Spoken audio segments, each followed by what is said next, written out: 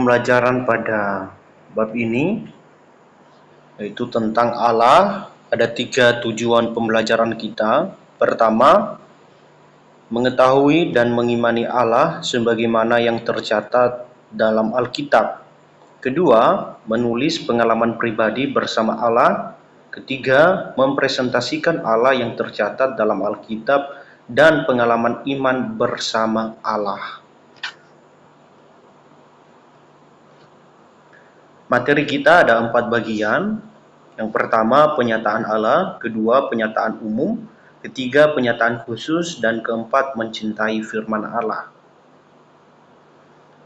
Kita mulai dari penyataan Allah. Apa itu penyataan Allah? Allah yang dipercaya oleh orang Katolik maupun orang Kristen adalah Allah yang menyatakan diri dalam 3 pribadi, yaitu Bapa, Yesus Kristus, dan Roh Kudus. Nah, ketiga pribadi ini yaitu Bapa, Yesus, dan Roh Kudus sering kita sebutkan sebagai Allah Tritunggal. Meskipun ada beberapa kelompok orang Kristen tidak mengakui Allah Tritunggal. Yang kedua, ketiga pribadi ini yaitu Allah Tritunggal tadi yang terdiri dari Bapa, Yesus, dan Roh Kudus dapat dibedakan tetapi tidak dapat dipisahkan sebab ketiga oknum ini memiliki kesetaraan dan kesatuan dalam lembaga ilahi. Kalian perhatikan pada warna merah itu, tulisan-tulisan warna merah, itu adalah hal-hal penting, makanya saya buat warna merah. Yang ketiga, Allah yang maha besar, yang melampaui akal manusia. Nah, kita tahu bahwa sebagaimanapun kita berpikir tentang Allah, atau kita pengen tahu tentang Allah, kita tidak sampai pada pemahaman yang utuh tentang Allah itu. Bukan tidak masuk akal Allah itu, tetapi pengetahuan kita tentang Allah atau Allah itu seperti apa melampaui akal manusia. Sehingga manusia hanya bisa mengetahui Allah sejauh Allah itu menyatakan diri. Yang keempat, Allah menyatakan diri dalam 2 cara. Nah, perlu kalian perhatikan bahwa Allah itu menyatakan diri dalam 2 cara. Pertama, penyataan umum dan penyataan khusus. Nah, penyataan umum diberikan kepada semua manusia tanpa terkecuali. Apapun agamamu, di negara manapun kamu berada, suku bahasa kamu dimanapun, tetap kamu menerima yang namanya penyataan umum. Dan penyataan khusus hanya bagi orang-orang yang merespon panggilan Allah melalui iman akan pengorbanan Yesus Kristus di atas kayu salib. Itu adalah iman kita yang kita sebut sebagai penyataan umum dan penyataan khusus.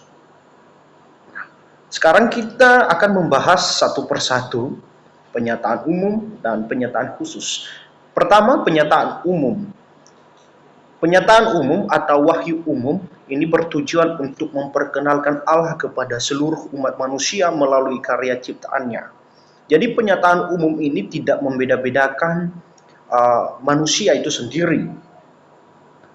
Artinya Allah menyatakan diri kepada semua orang tanpa terkecuali. Penyataan umum meliputi alam semesta, hati nurani, dan pemeliharaan Allah. Penyataan umum ini ditunjukkan Allah melalui alam semesta, hati nurani, dan pemeliharaan Allah. Di mana melalui alam semesta kita bisa mengetahui akan karya Allah yang kita dapat saksikan dengan mata maupun yang dapat diraba dengan tangan, merupakan media yang digunakan Allah untuk mengenal kebesaran dan kemegahannya. Contohnya, matahari yang bersinar.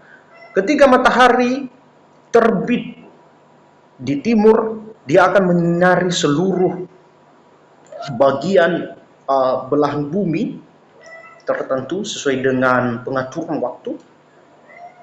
Matahari itu akan bersinar dan diterima oleh siapa saja yang ada di benua atau di daerah tersebut tanpa terkecuali. Meskipun dalam pembagian waktu mungkin di Indonesia sekarang malam, tetapi di Amerika mungkin pagi atau di Eropa sore. Nah, kita tidak tahu. Nah, itu tergantung pemutaran atau rotasi dari matahari itu sendiri sedang menyinari belahan bumi yang mana.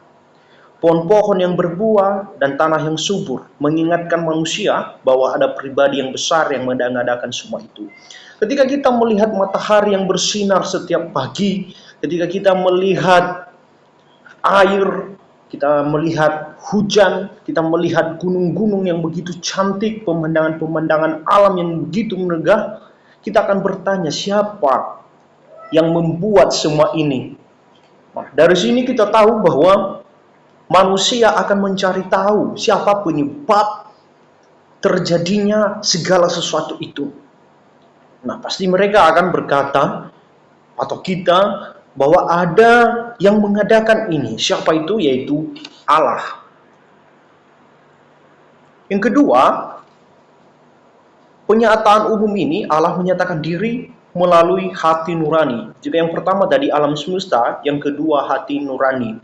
Hati nurani berasal dari Allah, tetapi bukan suara Allah. Ingat ini baik-baik, bahwa hati nurani itu memang berasal dari Allah, tetapi itu bukan suara Allah sendiri. Hati nurani merupakan pengadilan dunia, di mana seseorang diadili, dipersalahkan, dan yakinkan dan ditegur. Ketika pun kita bertemu dengan orang yang mengatakan dirinya tidak beragama, dia bisa tahu bahwa sesuatu yang dilakukannya itu adalah salah. Artinya apa? Ada suara yang berkata-kata di dalam hatinya yang menegur atau mengingatkan dia bahwa yang dilakukannya itu merugikan orang lain atau tidak baik untuk dirinya sendiri. Dalam bahasa Greka, hati nurani ini disebut syneidesis.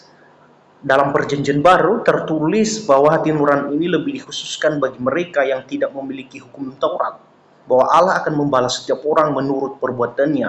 Kita bisa membacanya di Roma 2 ayatnya yang kelima. Orang yang memiliki Taurat akan diadili berdasarkan hukum Taurat. Oleh karena itu, hati nurani berfungsi sebagai penilai terhadap perbuatan manusia.